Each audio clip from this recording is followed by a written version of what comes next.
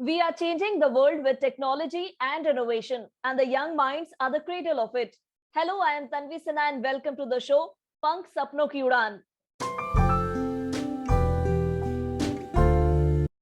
Today, we have with us in our show a very talented young innovator, Akanksha Srivastav. आकांक्षा को मानव संसाधन मंत्रालय के अंतर्गत अखिल भारतीय तकनीकी शिक्षा परिषद द्वारा कोरोना काल में उनके बनाए गए मेडी रोबो के लिए छात्र विश्वकर्मा अवार्ड मिला है। सिर्फ इतना ही नहीं, उन्होंने बचपन से कई डिफरेंट तरह की चीजों को इनोवेट, रिफॉर्म और यूजर फ्रेंडली बनाया है। And after doing her BTech, she has started her career in TCS Gurugram as a associate system engineer. Welcome to the show, Akanksha. Hello, well, thank you. Thank you for the introduction. Akanksha, technology and innovation से आपका कैसे लगाव हुआ? किस तरीके से आपको बचपन में लगा कि अगर आप कुछ नया इस तरीके से बनाती हैं तो आप उसे बेहतर कर पाएंगी या लोगों के लिए वो सुविधाजनक बना पाएंगी? So basically मैंने बचपन से देखा कि मेरे पापा को इलेक्ट्रॉनिक्स में काफी इंटरेस्ट था, तो बचपन से काफी चीजें बनाते रहते थे। मतलब प्रोजेक्ट्स हो गए, अलग अलग सेंसर्स यूज करके अलग अलग डिवाइसेस हो गए, एंड देन वो शोल्डरिंग मशीन होती है, उससे शोल्डरिंग करते थे, या फिर बहुत सारी ऐसी चीजें थी। तो बचपन से होता था कि ये होता क्या है, कैसे होता है। तो एज 5th 6th में ही थी मैंने, जब मैंने पहली बार शोल्डरिंग करा था। तो उस समय से मेरे को लगा था कि हाँ कुछ करना है, मतलब बहुत इंटरेस्टिंग लगता था। तो फिर मैंने सोचा कि और फिर इसके बारे में पढ़ा, तो फिर लगा कि इलेक्ट्रॉनिक्स एक एज अ करियर में चूज कर सकती हूँ। तो फिर मैंने इंजीनियरिंग करने की सोची, और मेरा इंजीनियरिंग में ब्रांच था इलेक्ट्रॉनिक्स का, इलेक्ट्रॉनिक्स एंड कम्युनिकेशन इंजीनियरिंग का। तो बचपन से वो स्टार्ट हुआ पापा को देख के, एंड देन बाद में फिर थ्योरेटिकल नॉलेज भी आया। बट वही था, कॉलेज में तो थ्योरेटिकली ज्यादा होता था, बट घर में उसे एज अ प्रोजेक्ट यूज करके एंड देन प्रैक्टिकली कैसे परफॉर्म करते, फिर लगा कि हाँ इसका अच्छे अच्छे प्रोजेक्ट्स बनने लगे फिर। जी, आपने जैसे बताया कि आपने बीटेक किया, आपको लगा कि आप इस फील्ड में आगे काम कर सकती हैं, लेकिन बचपन में भी आपने अपने स्तर पर बहुत सारी चीजों को बनाने, जोड़ने, करने की कोशिश की होगी। कोई ऐसा अनुभव आप या कोई ऐसा एक्सपीरियंस शेयर करना चाहेंगी जिसको करने के बाद आपको लगा होगा कि रियली मतलब ये एक ऐसा फील्ड है जो मुझे काफी ज्यादा अट्रैक्ट कर रहा है, मैं अगर इसमें आगे करूंगी तो शायद I can excel in this field? ऐसे तो बहुत सारे इंसिडेंट्स हुए हैं, मतलब अब छोटी सी चीज होती थी, बट अब उसमें अगर सक्सेसफुल हो जाओ तो फिर लगता है कि नहीं ये तो ठीक है, ये मेरे से हो सकता है, हाँ अच्छी चीज है। तो वैसे एक बार की बात है कि not related to electronics, but हाँ मेरे पापा क्या करते थे कि वो जो कंप्यूटर असेंबल करना होता है, तो वो अलग अलग पार्ट्स लेके आ गए थे। मतलब सारे पार्ट्स को अलग अलग करके, एंड उन्होंने मुझे बोला, मैं काफी छोटी थी उसमें, मतलब 4th में थी शायद, कि ये देखो ये पार्ट्स है कंप्यूटर के, एंड तुम्हें ये असेंबल करना है। तो मैं बोली कि ये तो कैसे हो सकता है, मुझे आता ही नहीं है। तो बोले देखो समझो, मुझसे आके पूछो, मैं पूरा नहीं बताऊंगा कि क्या होता है कैसे होता है, बट मैं हिंट हिंट कर दूंगा। तो मैं पूरे 12 मतलब 24 आवर्स के आसपास उसमें लगे थे, बट दिन भर बैठे बैठे बैठे फिर मैंने उसे असेंबल कर दिया। तो एक बहुत छोटे से एज में उसे वो कर देना, फिर मुझे लगा कि नहीं ये हो सकता है, तो फिर एक कॉन्फिडेंस आ जाता है।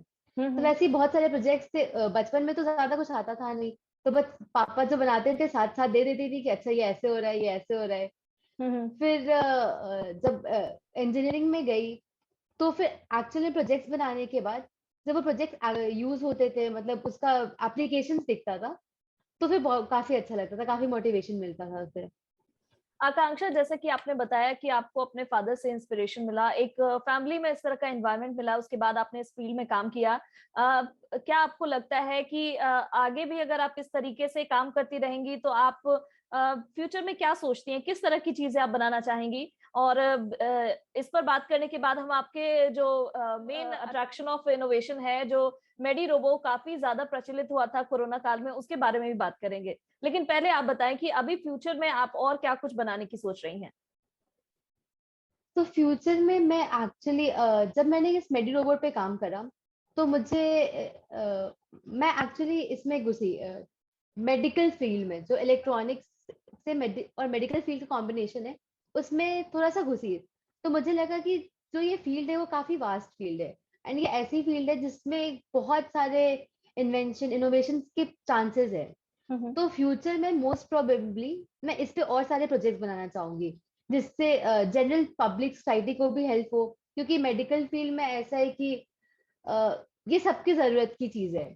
अब जैसे ये मेडी रोबोट का जैसे आपने बात करा कि वो हम्म। तो उसके बारे में मैं बताऊंगी फिर आगे ही। तो जी ये जी। एक ऐसा चीज है जो सोसाइटी को हेल्प करा था अभी कोविड के टाइम में, जब जो हेल्थ केयर प्रोफेशनल्स थे वो काफी इफेक्ट हो गए थे। डॉक्टर्स की लाइफ को सेव कर सकता है ये मेडी रोबोट। तो फिर इससे लगा कि सोसाइटी की हेल्प करना, ऐसी चीजें बनाना जिससे सोसाइटी का बेनिफिट हो। तो मैं मोस्ट प्रोबेबली ऐसी चीजें बनाऊंगी जिससे सोसाइटी सोसाइटी को बेनिफिट हो। प्लस जी। साथ में मैंने देखा है कि हैंडीकैप जो होते हैं, जो हैंडीकैप पर्सन होते हैं, उन लोगों को काफी प्रॉब्लम्स होती है। बट अगर उनके लाइफ को हम कुछ इलेक्ट्रॉनिकली डिवाइस बना के उनकी लाइफ को इजी कर सके तो वो भी हम्म। काफी उनके लिए बेटर होगा। जैसे मैंने एक कैब बनाया था जो ब्लाइंड पर्सन यूज कर सकता है, उसमें सेंसर्स लगे थे कि कोई सामने आएगा तो उससे वार्न हो जाएगा। बट ऐसी ऐसी छोटी छोटी चीजें जो उनकी लाइफ को सेव कर सके, मैं इस पे भी काम हम्म। करना चाहूंगी आगे। जी, अभी आप बता रही थी अपने मेडी रोबो के बारे में, जो आप बीच में रुक गई थी। हम चाहेंगे कि आप अपने इनोवेशन मेडी रोबो के बारे में बताएं, क्योंकि कोरोना काल में वो सभी जगह छाया रहा, बहुत सुर्खियां उसने बटोरी, क्योंकि एक कम उम्र की लड़की ने एक ऐसी सोच लाई और इस तरीके से एक डिवाइस बनाया जिसके जरिए लोगों को हेल्प मिल रही थी, लोगों को मदद मिल रहा था। इस पूरे जर्नी के बारे में थोड़ा सा हमें बताएं। तो ये जर्नी स्टार्ट कब हुआ, जैसे मैं थर्ड ईयर में थी और कोविड का स्टार्ट हो गया तो सारे लॉकडाउन हो गए। तो जो हमारी कॉलेज थी वो वर्क घर से ही चल रही थी।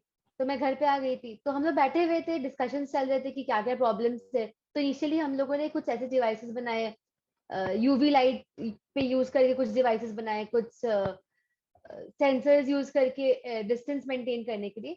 तो छोटी छोटी डिवाइसेस बनती रही थी। बट फिर क्या हुआ कि उस समय धीरे धीरे डॉक्टर्स इन्फेक्ट होना शुरू हो गए। हमने देखा कि डॉक्टर्स इन्फेक्ट हो रहे हैं, तो उन्हें क्या हो रहा है कि डॉक्टर्स ही नहीं, हेल्थ केयर प्रोफेशनल्स, नर्सेज, सब कुछ सबको इन्फेक्ट हो रहे थे।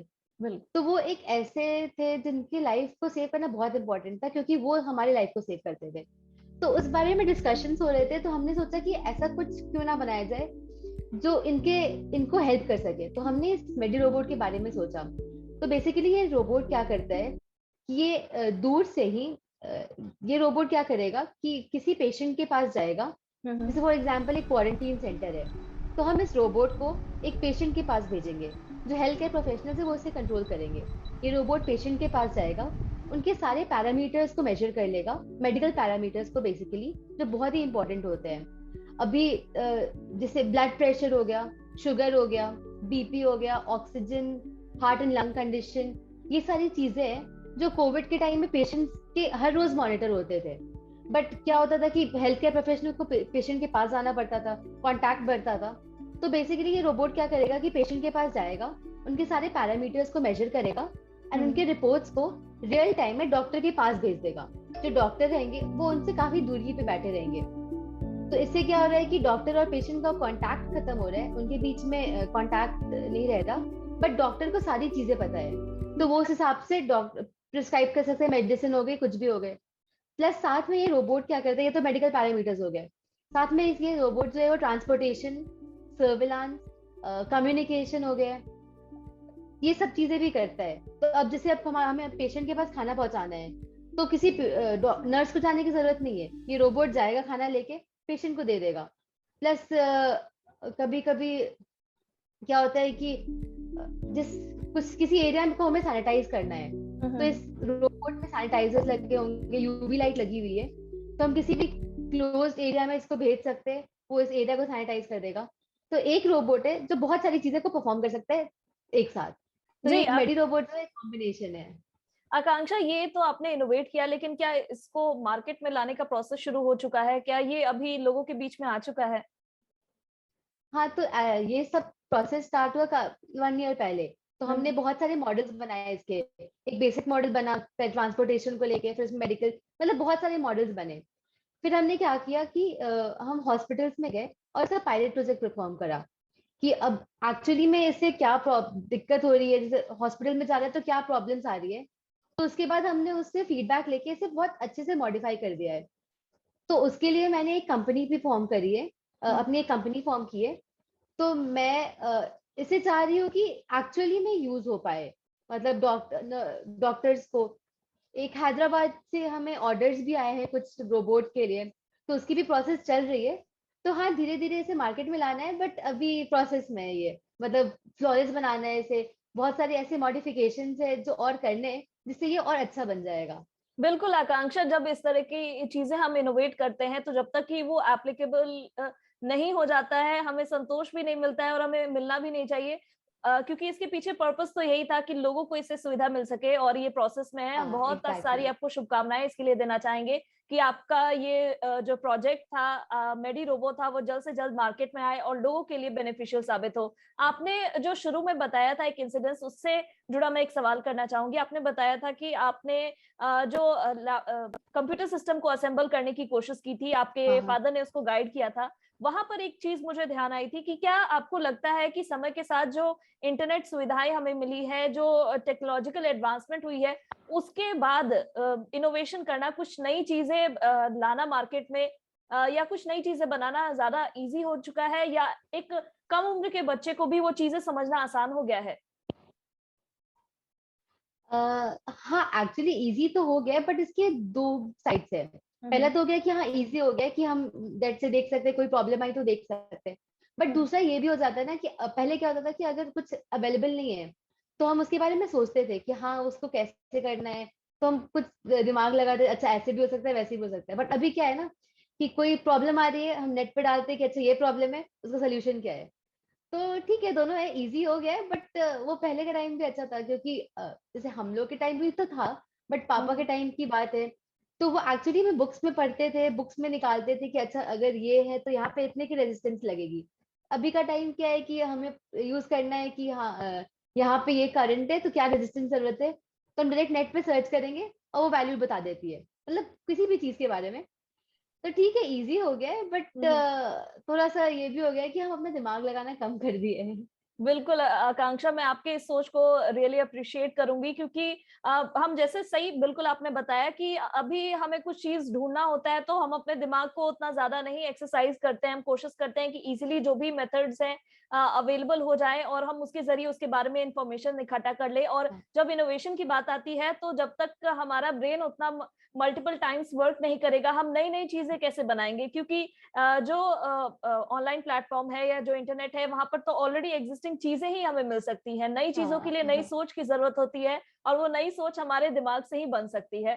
साथ ही हाँ। आपने जो बताया था कि बचपन से ये शुरुआत हुई, आपने बहुत सारी चीजें डेवलप की, आपने अब एक कंपनी भी स्टैब्लिश कर लिया है। आपको लगता है कि जो अगर मेडिकल फील्ड के अलावा भी बहुत सारे ऐसे क्षेत्र हैं जहां पर जो स्टूडेंट्स हैं, जो युवा है, जो कुछ नई चीजें बनाने की कोशिश करते हैं, लेकिन उनको एक वैसा इकोसिस्टम नहीं मिल पा रहा है, मिल पाता है और वो नहीं कुछ कर पाते हैं, हाँ तो क्या हाँ। अगर आपको ये भी लगता है कि बिहार जैसे राज्य से अगर आप आती हैं तो वहां पर इस तरह के इकोसिस्टम की बहुत ज्यादा जरूरत है, बहुत ज्यादा प्रोत्साहन करने की जरूरत है स्टूडेंट्स को? एक्चुअली ये बहुत ज्यादा जरूरत है, क्योंकि जब तक सामने से मोटिवेशन नहीं आएगा, हम्म। अगर कुछ बना रहे हो उसको अप्रिसिएशन नहीं मिलेगा तो किसी को भी लगेगा कि हाँ क्या फायदा, ठीक है। बट बिहार में अभी क्या होता है कि बहुत कम अप्रिसिएशन होता है। कुछ बहुत सारे ऐसे लोग हैं जो बनाते हैं, बट उनके पास ही लिमिट रह जाती है। तो एक प्लेटफॉर्म होना चाहिए, मतलब गवर्नमेंट को ऐसा करना चाहिए कि वो सबको एक्चुअली में यूज करे, क्योंकि बहुत यूनिक चीजें बनती है। उसका अगर एक्चुअल में यूज होगा तो दोनों को फायदा है, मतलब सोसाइटी को भी फायदा है, और जो स्टूडेंट बना रहा है उसे भी मोटिवेशन मिल रहा है, उसको भी लग बिल्कुल। रहा है कि हाँ फायदा है। तो बट ये होता नहीं है, ये बहुत कम हो गया है। बट जैसे अभी ये अवार्ड सेरेमनी हुआ था, छात्र विश्वकर्मा अवार्ड, तो इसके बाद जब विनर हुआ, मतलब विनर अनाउंसमेंट हुआ, प्राइज मिली, तो फिर लगा कि नहीं ये मतलब अच्छा लगता है, वो अप्रिसिएशन मिला, वहां पे लोगों ने देखा। तो ऐसे प्लेटफॉर्म्स बिहार में भी होने चाहिए, ऐसे एग्जीबिशंस होने चाहिए। बिल्कुल। ऐसा माहौल बनेगा तो आपने सही बोला कि माहौल बनने से बहुत फायदा होता है। आकांक्षा, मैंने आपके घर के बारे में भी सुना है कि वहां पर जो अप्लायंसेस हैं, जो छोटी छोटी चीजें हैं, उसको आपने और कन्वीनियंट बनाने की कोशिश की है, उसको एक तरह से कहे कि टेक्नोलॉजी फ्रेंडली बना दिया है। उसकी काफी सारी बातें हमने इधर उधर से सुनी है, लेकिन हम आपसे जानना चाहेंगे क्या क्या कुछ नया किया है आपने अपने घर को बनाने में?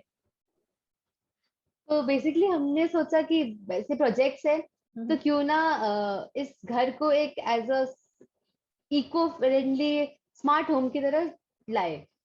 तो वैसे में हमने क्या करा है कि अपने घरों में सारी जो स्विचेस है वो वॉइस कंट्रोल है। तो आप अच्छा। बैठे हुए हो तो आपको अगर लाइट ऑन करना है तो ऐसे आती है डिवाइसेस, बट ये हमने खुद से बनाया है। तो आप बोलोगे लाइट ऑन तो लाइट ऑन हो जाएगी, फैन ऑन तो फैन ऑन हो जाएगी। प्लस साथ में हमने गेट पे वो लगा दिया है, एक मैजिकल सा फील होता है। कुछ नहीं, सेंसर्स ही यूज्ड है।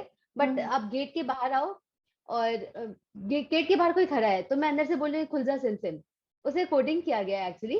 तो खुल जा सिम सिम तो वो गेट अपने आप ओपन हो जाएगा। वैसे ही जो गार्डन है, तो गार्डन में पानी की जरूरत होती है, तो उसमें सेंसर्स लगे हुए हैं कि अगर वो ड्राई होगा तो खुद ब खुद पानी ऑन हो जाए।